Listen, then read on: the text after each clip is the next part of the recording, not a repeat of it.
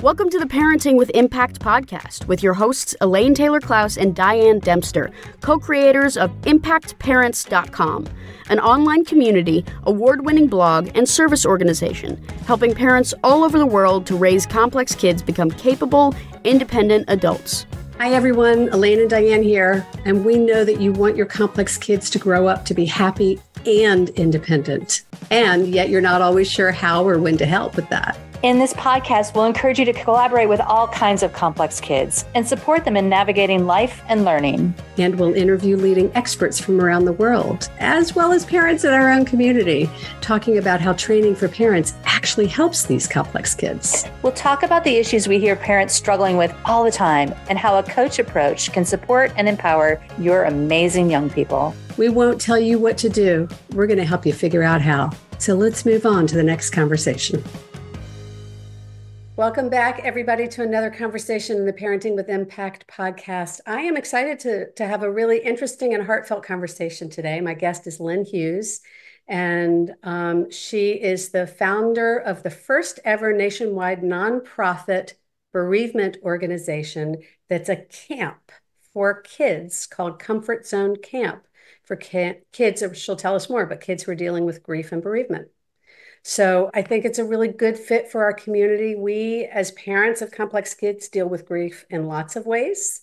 Sometimes we're grieving, I often say, the loss of the kid we thought we had to embrace the beauty of the kid we do have. There are a lot of ways our kids are dealing with different kinds of grief in terms of not feeling connected to or enough like their neurotypical peers. So there are a lot of ways this shows up. So let's welcome Lynne to this conversation and see where it takes us. Lynne, thanks for being here. Thank you so much for having me. I'm excited. Truly a pleasure. So let's dive into, tell us a little bit about what is the work you do with complex kids and how you came to be doing it. Yeah, so I am the founder and CEO of Comfort Zone Camp. And as you mentioned, that's a bereavement camp. So we help kids who have dealt with the loss of a parent, sibling, primary caregiver, and friend. So if their day-to-day life is impacted by a death, those are the kids that we want to help. It's primarily 7 to 17, and we also have some separate programs for 18 to 25-year-olds. Really? And is it only death, or is it, loss by abandonment or some of those other issues? We do a lot of work on commemoration and how to stay connected to the loved one. So it is for death, but our model would work for those others. And those kids are definitely grieving too. It's just a different type of loss. Yeah, for sure. So how did you come to be doing this work? Well, you've been doing it for a while, right? I have. We just turned 25, which is crazy. But I am one of those adult children, that experienced trauma. And there weren't resources. And when I experienced it, I felt like it happened to me for a reason. And my trauma, my loss is that when I grew up in Michigan, I joke that I drink pop and play euchre, Midwest things. But when I was 9, my mom died after pulling a muscle in her leg, playing tennis, and died 3 days later in her sleep from a blood clot. So fluky, weird, almost never happens. Yeah. Happened to us. I had 3 brothers. My dad was broken. He was completely unable to step up. He was a great guy, charismatic, ran his own business, all that, but he was unable to step up and be mom and dad, and kind of had irrational guilt over her dying, and which led to, him not handling it very well. And he started drinking a lot and dating right away. And within a year, remarried somebody that he knew for 3 months. And they had a rocky marriage, as you can imagine, because if you're grieving hard, drinking hard, you attract what you are. Yeah. So thus setting the stage for my stepmother. And then they were married a little over a year, had a very rocky marriage. He moved out, was going to divorce her. A month later, moved back in, quit drinking, started going to AA. And then he had a massive heart attack and he died. And it was the day before I started 7th grade, which back then was junior high. And, I didn't know anybody who lost one parent, let alone 2 parents. And I even went to school that first day of junior high because I didn't want to be tagged on day one. Different. I didn't. Now, none of my brothers did. And it just shows how everybody in the same house who experiences the same loss has completely different lens and different reactions and even different memories of what happened. But for me, I just didn't, and it just, I put on that mask to try to look like everybody else, even on day one, even though my insides were crying, but I didn't want to be different. Right. And go ahead. I'm just curious where you are in the birth order. Yeah, I'm number 3 of 4, and Okay. I'm the only girl. Got it. So yeah, I don't know if it's a girl thing. I don't know, but I was the only one who went to school. And then we lived with my stepmom for about 4 or 5 years. She wasn't very great. She didn't really know us too well. She didn't really want to raise us. And then after I was going into my senior year in high school, and I asked to go live with an aunt and uncle, and who does that unless it's not a great situation? Right, Nobody wants to really. their senior year. So I moved a half an hour away, moved in with my fun aunt. That was cool. You could swear in front of her. So I thought she was the greatest. And my cousins were fun, but my uncle wasn't so great. But I naively was like, how bad can Uncle Frank be? So I moved there, and he didn't speak to me for the first 2 weeks. I walked into a room, and he would walk out, and we kind of did this. And after 2 weeks, we came face to face, and his first words to me were, I'll never love you as a father, nor an uncle, nor should you expect me to, and walked away. And it was crazy. And it turns out he was an equal opportunity, like not great guy, Hater. but yeah, a jerk. There's other words I could use, but they're not PG, but not a great human. But, I was devastated. I was devastated that I had asked to live there. I had moved away from my brothers, my friends, and all of them thinking I would be in a better place because my stepmom wasn't very nice or nurturing. So thinking I was landing in a better spot. And the only time that he would talk to me is the peace be with you on Sunday, because he was a great Catholic, and then not talk to me till the next peace be with you, then the following Sunday. So very, very, that was hard to wrap my head around. And I went to college, and can I just stop you in that place for a minute? Because there's so much here, y'all. Yes. I'm curious what's really jumping at me as stories. You had this fun aunt who felt attractive enough to you to feel safe enough, who was clearly dealing with this kind of very not kind partner. How did she dance with that whole situation? Because I think this happens in our community. The parallel that's coming to me is very often we see our kids and we see what they're fighting with and struggling with. A lot of people listening are sometimes co-parenting with somebody who doesn't get it and may not even want to get it, as your uncle didn't, clearly. Yeah, I think that's such a great point. And I think in her case too, it was very generational. It was back then, when you didn't get divorced. And if you were Catholic, you didn't get divorced. And at one point you would have been excommunicated. And so I think for her, it was largely religion based, and how she grew up. You just don't get divorced. And so even though she lived with this great, I don't think that she believed that she had another option, and wasn't confident enough that she could support herself. In hindsight, I look back and I she knew what a jerky guy he was. He wasn't, and that I'm torn on the one hand that she allowed me to move in, and like that was the first time she ever really stood up to him. On the other hand, maybe she should have said no. Yeah. Yeah. Are there other, help me to explore maybe a more stable place? So it's interesting. But yeah, she didn't feel like, I used to have these talks blue in the face, like, Aunt Lorraine, why are you staying? You don't have to stay with him, but she felt like she did. Well, there's so much that you're bringing up that's so resonant for our community, right? Because there's that, sometimes we don't see what the options are. Right. We get so locked into that narrow path of this is what we're on. And what you're dealing with is a different generation mom who is dealing with not even sure that they could support themselves. That might be a little different now, although still relevant. But sometimes in our community, we have parents who we're trying to make everybody happy, right? So she was trying to make you happy. She wanted to be able to support you. She wanted to be able to love you like a daughter, right? And so she wasn't really thinking through everything else. She was driven by what she wanted to be able to do, not really what they had the capacity to create for you. And we do that a lot in our well said. Yeah. And then when I went away to college, I had time to kind of reflect back and look back, and everybody struggles with the why when they have adversity or trauma happen to them, whether I was a 9-year-old girl or a 12-year-old girl or whatever age. And even as adults, we have to process it. You kind of have to make some sense of it. And, for me as a 9-year-old girl, I truly, kind of believe that God thought I was special. I was supposed to use my life in some way.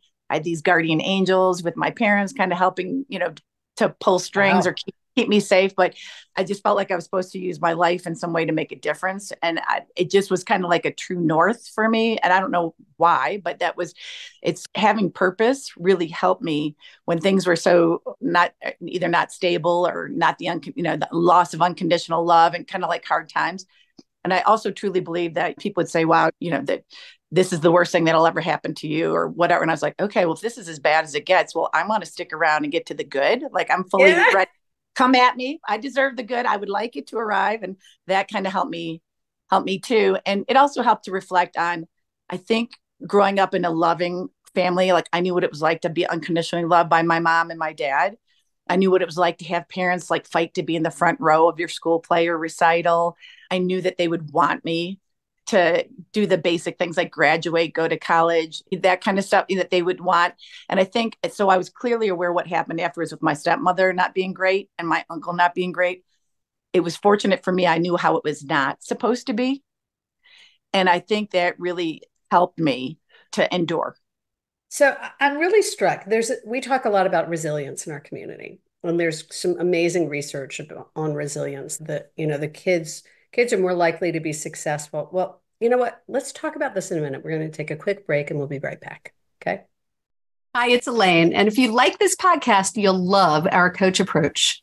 Whether you're a parent looking for support or a professional supporting families, we invite you to download a free guide with 12 key coaching tools at impactparents.com/gift. You can begin using a coach approach to help kids become more independent or improve all of your conversations at work and at home. That's impactparents.com/gift.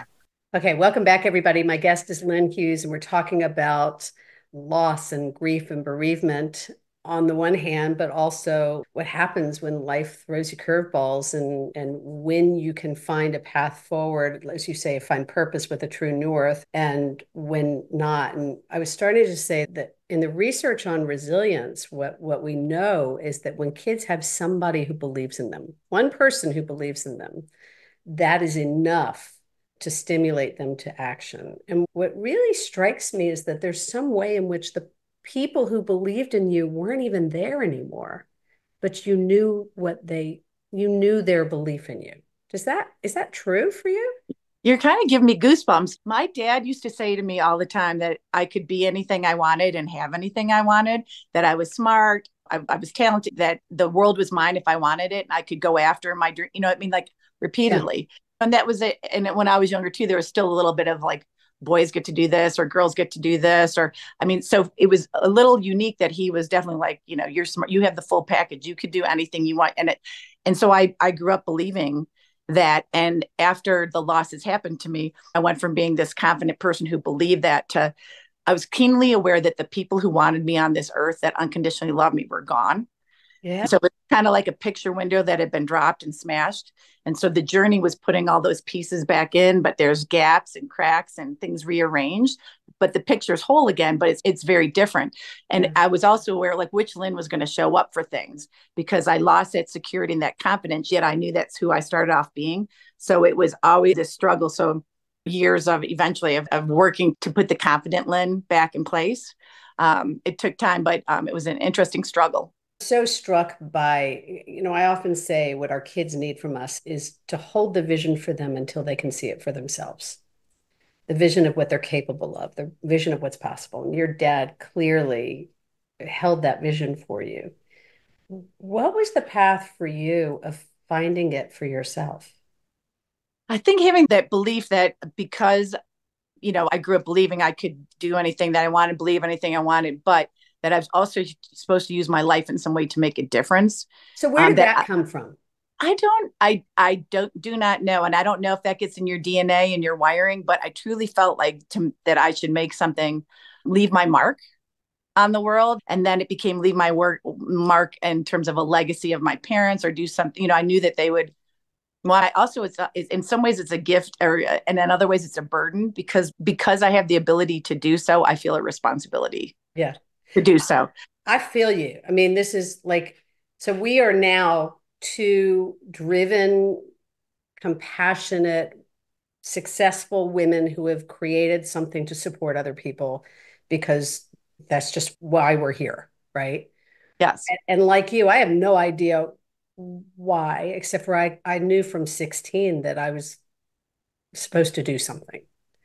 So I wonder if like that got connected into you so early that it was almost like a compelling force for you. I would say absolutely that I'm in college and I'm like, okay, what majors use your life to make a difference? Of course there isn't one, but that's what I'm looking around and feeling like I didn't fit into this career box or that career box, and also that awareness that I would never go back to my aunt and uncle's house. So like I have to support myself, but I'm required almost to do something to leave my mark. And I went to summer camp after my parents died. It was just regular girls camp, loved it. But what it did was allow me to step outside of my loss and get back to being a kid again. And Yeah. camp, I don't know if you ever went to camp, but it's like a bubble, a magical bubble. Yes. Nothing exists outside the bubble of camp. And Right. if that speaks to you, I think you're always trying to justify a way to go back to camp. So I'm in college, no idea what to do, but I knew I wanted to be a camp counselor and be a cool camp counselor, hopefully, like I had. And so I went to Michigan State and I went to their summer job fair, and they have a gazillion trillion camps. And if you have a pulse, kind of, they'll hire you to be. Yeah. So I was like, let's get out of state. That would be interesting. And then there was only one co-ed camp. And I was like, well, that would be interesting. It was in Pennsylvania in the Poconos. I don't know if you can see where this is going. Yeah. And I met my husband, who was also a camp counselor at that camp. He was from Virginia. I was still at Michigan State, and we dated long distance, and we went back to that camp 3 summers. And then I hopped onto his life down in Virginia. But ultimately, that was the driving force of we both loved kids and summer camp. And I still kept feeling incomplete. I had some jobs that I all thought were kind of random.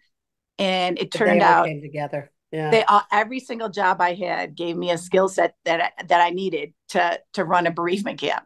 So I love that, and I want to go back to that for the parents of complex kids to know that everything kind of can come together, because in your own way you were a complex kid, right? Because Yeah. you Oh had a yeah. lot of trauma. Absolutely. But can you make the distinction between you found this purpose?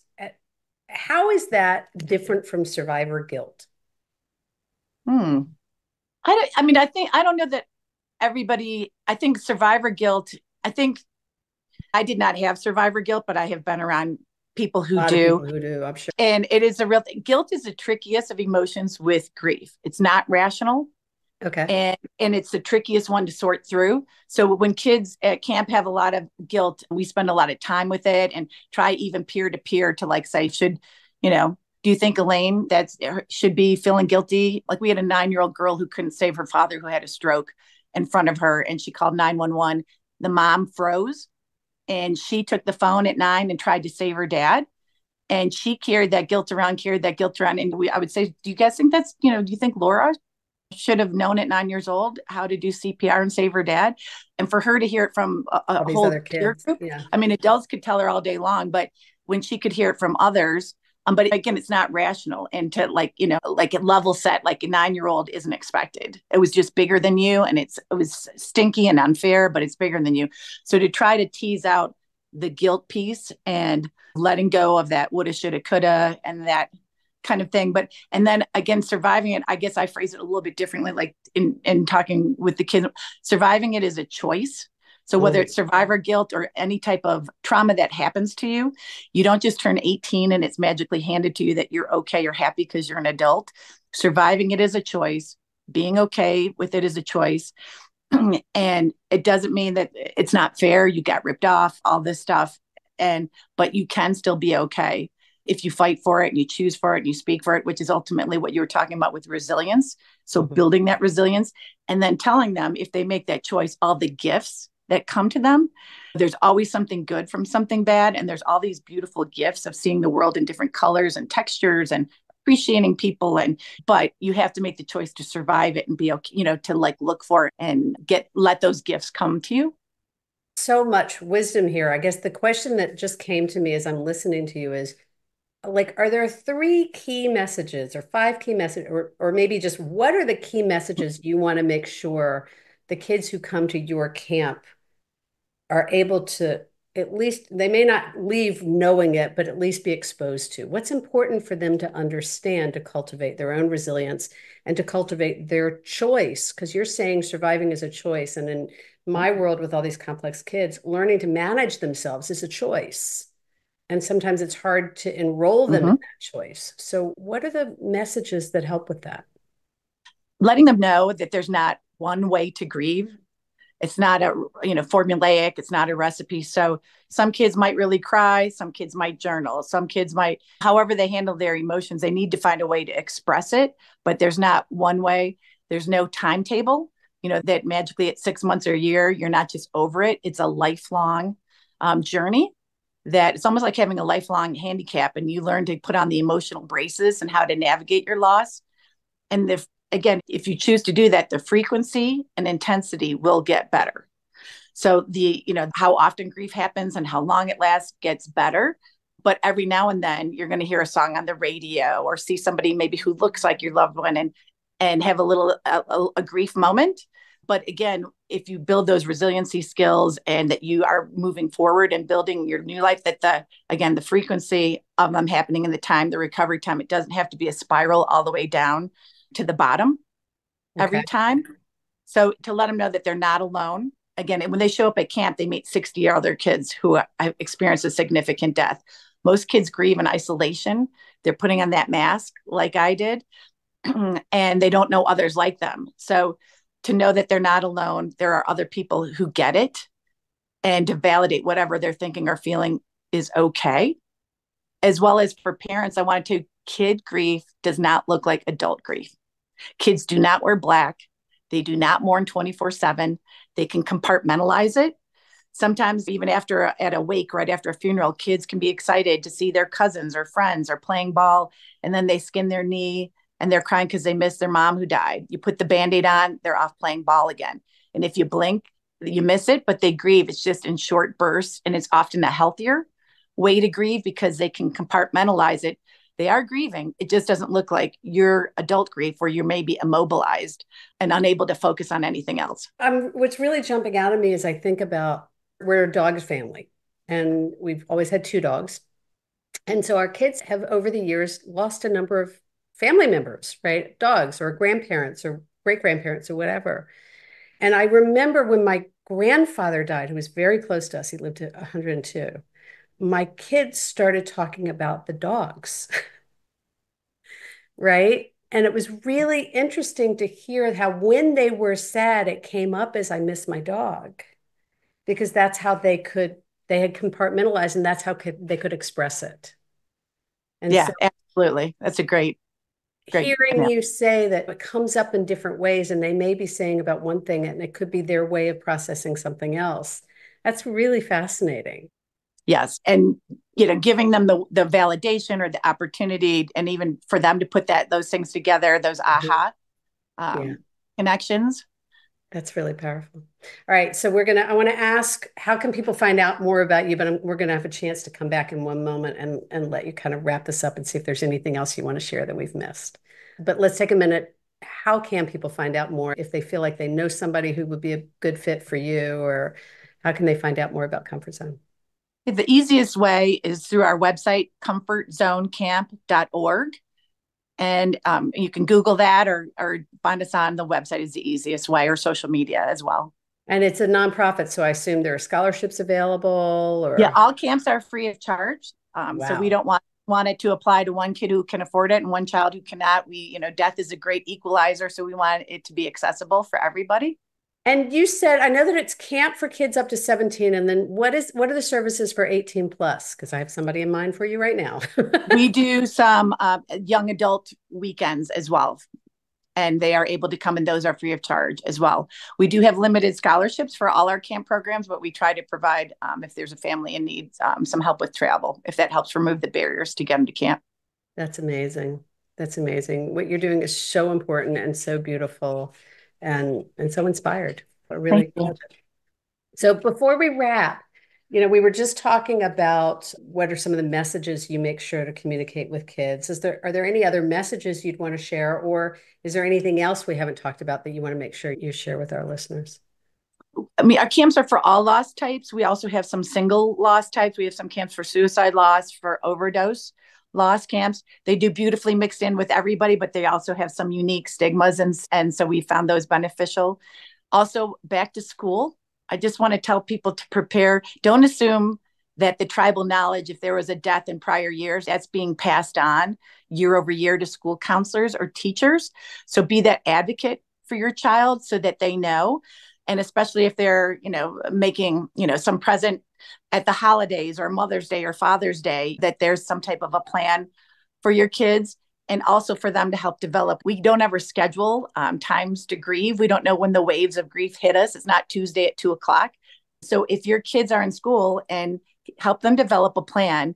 If they're in a class and they are about to have an emotional moment, can they have a code, maybe they tap their nose so the teacher knows, or they ask the teacher to go to the bathroom and they can have a human moment, maybe cry, deep breathing. Maybe they teach them how to even compartmentalize it to fall apart at later. Maybe they can make it to lunch or go ask to see the school counselor or have a stress ball in their bag, but help them develop a grief plan. And as well, remind them they're going to be meeting new people. So what's the first question that when you meet people, it's usually how many brothers or sisters do you have? So if they have a sibling loss, help them be prepared on how to answer that. And the parent question, what do your parents do or where do you live? That's a couple questions in, but that's pretty early on. So just remind them and help them come up with a plan on how to navigate that. So then they're kind of inoculated and aware when it happens. They're not completely caught off guard. And the filling of the forms too, all the forms back to school. That it's on there too. So have a plan for the parent to take care of themselves as well as the kids. Yeah, that's amazing. And it's so fascinating to me, y'all, how much this parallels over to our community, how important it is, like how much advocacy we do about making sure our kids have an environment that's safe for them at school, and how do they code to be able to take care of their emotional health when they need a break, and how to prepare for, like, all of these things are so comparable, and it's all about acknowledging the reality of their emotional health and understanding that for kids to be available to learn, they have to feel emotionally safe and grounded. And Yes. as adults, our job is to create the space for them to do that, right? And I think too that preparing kids that life isn't always fair. And I think if they why is this happening? Like, life sometimes makes no sense and it's not fair. But then for the adults to step in and say, but we're going to get through this as a family. Yeah. Help them know that the parent or guardian is still going to be able, that they've got it, even though they've probably had a curveball too. The kids are going to take their cues from the parent on how to navigate it. So if the parent has good coping skills or talks about it or validates it's okay to cry or have feelings, but then what they do to feel better. All that the kids are sponging up from the parents on how to navigate these situations. So that's really an important piece. That is so true. So Lynne, thank you. It's been a great conversation. Anything else? I know that there's lots of wisdom that you teach and share. Is there anything else that you want to make sure we mention before we wrap this conversation? Just that kids don't have to be doing badly to come to our, to have them know that they're not alone and part of a community that leans in and gets it and says, me too. And that this is a place we see kids coming year over year. We've helped 24,000 children in our 25 years. We're in 12 states. And we know that the need is even greater post-COVID and with the increase in suicide and overdose. But these kids, we have so many of them. A third of our volunteers who come now are prior campers. And to see them giving back to this place, it's beautiful. The ripples. That is really beautiful. And that, like, kids don't have to be doing badly for us adults to know that they're struggling and they still need support. And to give them those tools. The parents can't fill the hole of the trauma by themselves. They fill it with things and people, and that they need other things on their team. So we would love to be on their team. Beautiful. I love it. All right, before we wrap, do you have a favorite quote or motto that you want to share? And I want to say that I preempted, and because we always let them know we're going to ask the question, and Lynne's response was, "Oh, we do that too." I just did it yesterday at the closing. That's how I closed out my small healing circle at camp. So yes, I do. My favorite quote is by John F. Kennedy, and it's, "One person can make a difference, and every person should try." Oh, I love that. One person can make a difference, And every person should try. and every person should try. Beautiful. Thank you. Beautiful. Lynne, again, thank you for the work you're doing in the world and for being here and sharing it with our community. I really appreciate it. Well, thank you. And thank you for the work that you do. Thank you. And to those of you listening, there's been a lot in this conversation that's kind of mapping over the grief story to the navigating neurodiversity complex kids story. So what's the insight that you're taking away from this conversation? What's an awareness? What's one or a few gems that are really sticking at you from this conversation that you want to bring forward with you into your life? Think about what's the insight? What are you taking away? And as always, thank you for what you're doing for yourself and for your kids. At the end of the day, as we've heard more clearly here than ever, your ability to hold a vision, to see for them what they can't see for themselves, it makes a difference. Take care, everybody. You've been listening to the Parenting with Impact podcast with Elaine and Diane. For more information on the Impact Parents community or to join Sanity School for Parents, please visit impactparents.com. If you like what you've heard, please share this podcast with friends who need similar guidance and subscribe wherever you listen to podcasts. For the essentials of Elaine and Diane's coach approach to parenting, download a free tip sheet at impactparents.com/podcast. Behavior therapy training for parents is actually recommended as a first-line treatment for complex kids. For information about Sanity School, our training program for parents or teachers, which has helped thousands of families around the globe, visit impactparents.com/sanityschool.